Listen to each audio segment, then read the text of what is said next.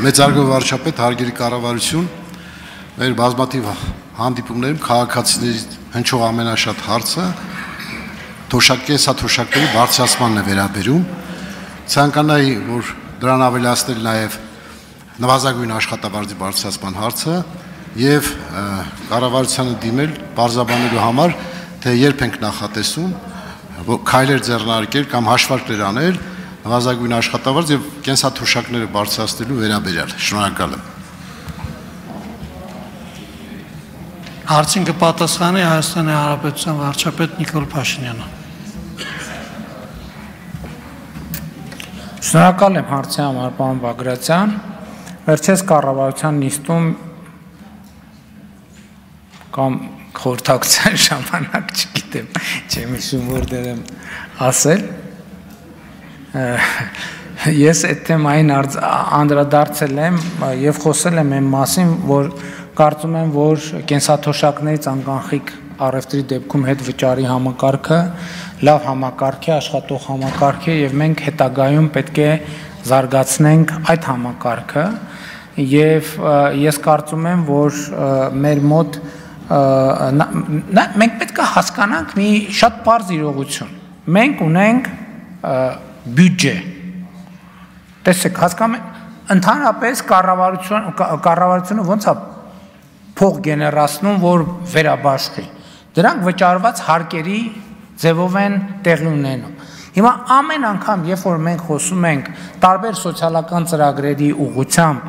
ծախսերը ավելացնելու մասին, մենք պետք է խոսենք եկամուտները նույնպես ավելացնելու մասին։ Որտեվ տեսեք, գնում ենք ստվերի դեմ պայքարում ենք, հիշում եք էլի դուք եք նույն հարցը տվել։ Ասել եք դե մարդը ոսկին չի կարող փաստաթղթավորի։ Այդ ոսկին, որ չի կարող փաստաթղթավորի, այդ նշանակում է մենք էլ թոշակը չենք կարող ավելացնենք, պարոն Բագրատյան։ Ոսկին պետք է փաստաթղթավորի, որ թոշակը ավելացնենք։ Առևտուրը, ասում ենք, դե չի կարողանում, բերեցի ցույց տվեցի, որ մեր առևտուր անող ձեռնարկությունների, որ 65%-ը իրանք տնտեսագիտական ոչ մի հաշվարկով իրանք չպետք է գոյություն ունենան։ Իրանք ասում են, բա մենք ոնց չենք կարող փաստաթղթավորենք եւ այլն եւ այլն։ Իրանք չեն կարող փաստաթղթավորել, մենք չենք կարող թոշակը ավելացնենք։ Մարդը ասում է, վայ մոռացա ՀԴՄ խփեմ։ Ինքը մոռացավ ՀԴՄ խփեմ, մենք առանց մոռանալու հիշում ենք, բայց չենք կարող թոշակը ավելացնենք, որովհետև պետք է ասենք, որ ծախսը կրճատենք։ Ուսուցիչների աշխատավարձը ավելացնում ենք։ Ատեստավորմամբ ենք ավելացնում, ու ճիշտ ենք անում, որ ատեստավորմամբ ենք ավելացնում։ Այդ պատմություն զինվորականներին ավելացնում ենք։ Այդ խոսակցությունը մի անգամ ամբիոնից ասեցի, որ ամբողջ պետական համակարգին աշխատավարձից զրկենք, օթերն է փակենք, ձախ ձեռներն է կտրենք, ինչքան պետական պաշտոնյա կա, ասենք դրանից իրադրությունը չի փոխվի։ Ամբողջ պետական համակարգը, եթե աշխատավարձ չստանա, ամբողջ պետական համակարգը, պատկերացրիք, չէ, ով որ պաշտոնյա է կոչվում, միջին բանից կրծեր մարզնագետից սկսած, եթե մենք ոչ մեկին աշխատավարձ չտանք, ոչ մի բան չտանք, սենյակ էլ չտանք, բանն էլ հոսանք էլ չմիացնենք իր կաբինետում, պատուհաններ չունենան այդ շենքերը, աթոռն է տակից անենք։ Մենք կարանք մարդկանց թոշակը բարձրացնենք ամիսը 9000 դրամով, ամիսը կարա թվա թե շատ լավ հայկեք անենք, բայց այդ դեպքում ոչ մի թոշակառու թոշակ չի ստանա ուղղակի, որովհետև այդ պաշտոնյաներն են, որ ապահովում են փողի լավ թե վատ հավաքումը պետական բյուջե եւ այդ փողի բաշխումը 500,000 մարդու մեջ, որը մեկը պատկերացնում է, սա ինձ աշխատանք է, փող հավաքել եւ բաշխել 500,000 մարդու մեջ, ընդ որում դժբախտաբար Աստված բոլորին երկար կյանք տա։ Ամեն ամիս այդ թոշակառուների ցանկում տեղի են ունենում փոփոխություններ, մարդիկ ցավոք սրտի մահանում են։ Նոր մարդիկ են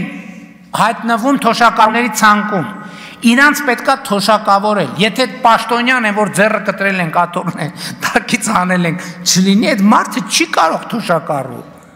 մնալ։ Մահացած մարդը չի կարող ցուցակից դուրս գալ եւ կշարունակի այդ թոշակը ինչ որտեղ գնալ, կառաջանա չարաշահում եւ այլն եւ այդպես շարունակ։ Ինչ։ Այդ եմ ասում, նոր մարդը չի կարող թոշակավորվել։ Հետևաբար եւ ընդհանրապես սոցիալական հարցերում շատ կարեւոր մի հարց կա, մենք պետքա մեր երկրի մոդելը հասկանանք, մենք ինչ մոդել ենք ուզում։ Իմ կարծիքով մոդելը հետևյալն է, որ մենք պետքա աշխատենք արդյունավետ, վաստակենք շատ, որպեսզի շատ ծախսելու հնարավորություն ունենանք։ Դրա համար կառավարությունը թիվ 1, թիվ 2, թիվ 3-ը, որ պետք է անի, ինչն է իմ ընկալմամբ։ Պետք է մանկապարտեզ կառուցի, դպրոց կառուցի,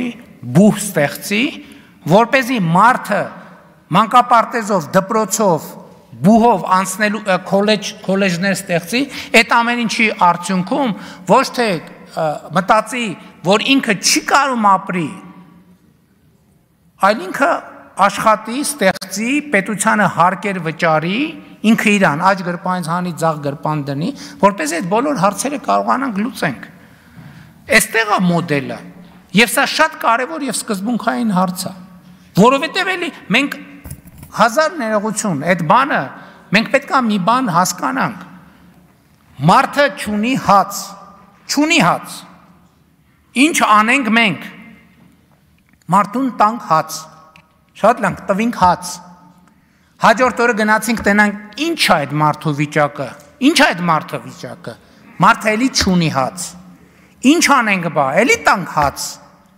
Շատ լավ, տվինք հաց։ Հաջորդ օրը գնանք տենանք ինչ է իրավիճակը։ Իսկ իրավիճակը նույնն է, էլի չունի հաց։ Ու մենք մեզ դրել ենք այդ ցիկլի մեջ եւ չենք կարողանում այս ցիկլից դուրս գանք։ Եվ պետք է Հայաստանում կառավարություն, խորհրդարանական մեծամասնություն, հանրություն, որ ասի ժողովուրդ հերիք է, եկեք մի հատ կանգնենք։ Եկեք մի հատ կանգնենք, հասկանանք ինչ տիպի երկիր ենք մենք ունենում, ուզում ունենալ։ Այդ որ ասում ենք ապագա կառուցենք, ոնց կառուցենք այս, հələ հասկանանք այսօրը, ես պատասխանատու ասում եմ, Հայաստանի Հանրապետության ցանկացած քաղաքացի, ով աղքատության մեջ է, ով կենսամակարդակի խնդիր ունի, ով չի կարողանում ապրի, պետք է հետ գնա իր կրթության որևէ փուլում է այդ խնդրեմը առաջացել։ Իր կրթության որևէ փուլում այդ խնդրեմը առաջացել։ Բացառված է, չկա այն բաները, մյուս օբյեկտիվ պատճառները, կարա մարդը առողջական խնդիրների բախված լինի, Աստված չանի վթարի ենթարկված լինի, որը իր բան, բայց մնացած այն դեպքը կախված է նրանից։ Այս ուղերձը շատ կարևոր է։ Մարդկանց դուր չի գալիս եւ դուր չի գալու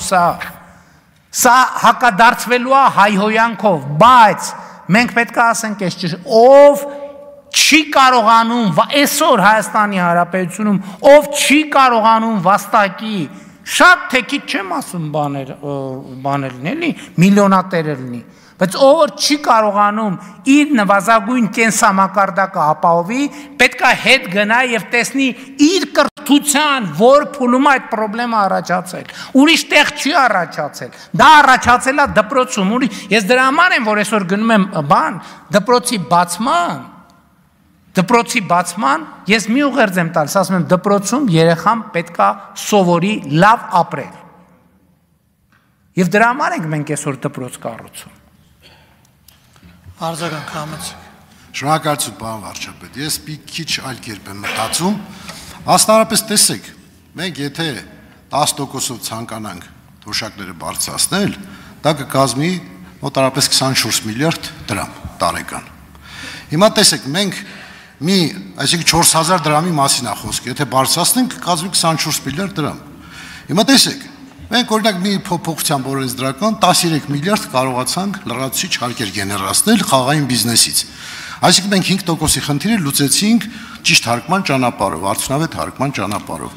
Եվ կան բազմաթիվ նման հնարավորություններ։ Ես կողմ եմ ավելի շատ հարկերի բազան ընդլայնելուն։ Այն ինչ որ ասացի դուք ասացիք, որ այդ ճանապարհը մի քիչ վտանգավոր է, ռիսկային է։ Այո, մենք պետք է գնանք հարկերի բազան ընդլայնելու, այսինքն գործարաններ կառուցելու ճանապարհով, նոր արտադրատեղեր ստեղծելու հնարավորություն, որ ավելի շատ հարկեր գեներացվեն։ Մենք ավելի շատ հարկեր գեներացնելու շատ լուրջ հնարավորություններ ունենք, որ պետք է օգտվենք։ Այն նույն պարոն Սուքասյանի ասած հնարավորությունը, այն որ ես եմ ասում, այդ հանքավայր որ դուք եք ասում ամուսարի շահագործումը, դրա շարունակականությունը, այսինքն հարկման բազային լայնումը կբերի հնարավորությունների։ Մենք ոչ թե պետք է եղած հնարավորությունների սահմաններում հարկերը բարձրացնենք դրանով կարծելով որ մենք հարցը կլուծենք։ Ոչ, հարկման բազան պետք է ընդլայնենք։ Շատ մարդ պետք է աշխատի, պարոն վարչապետ, որ շատ հարկեր գեներացնեն, որ թոշակները կարողանանք բարձրացնել։ Սա մասին է խոսքը։ Խնդրեմ այս ուղղությամբ մտածենք։ Համաձայն եմ, պարոն Բագրատյան, բայց տեսեք, երբ որ դուք ասում եք մենք գործարան կառուցենք, ես լարվում եմ։ Ինչի՞, որովհետև մենք կներեք, մենք այսօր հələ նոր ուզում ենք սովորենք մանկապարտեզ ու դպրոց կառուցենք։ Դուք ասում եք գործարան կառուցենք։ Էդ էլ է բան։ Իմիջայլոց, բա ինչի գործարան դպրոց ու մանկապարտեզ կառուցել, չգիտենք։ Էս էլ արդեն մի քիչ ուրիշ տրամաբանությամբ էլի հետ պետք է գնանք կամ դպրոց եւ բու։ Մենք ամեն ինչ պետք է ստեղից սկսի։ Ինքնախոստովանությունից, որ մենք պրոբլեմներ ունենք։ Մեր բոլոր պրոբլեմները կապված են կրթության հետ, մեր կրթության հետ։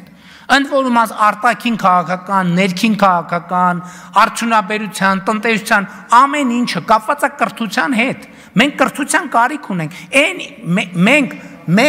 Մենք ինչ պրոբլեմ որ ունենք մի բանի պատճառով, որ մենք չգիտենք այդ պրոբլեմի լուծումը։ Մենք խոսում ենք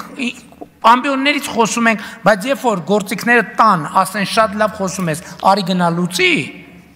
կպարզվի, որ դա այդքան էլ պարզ բան չի։ Շնորհակալ եմ։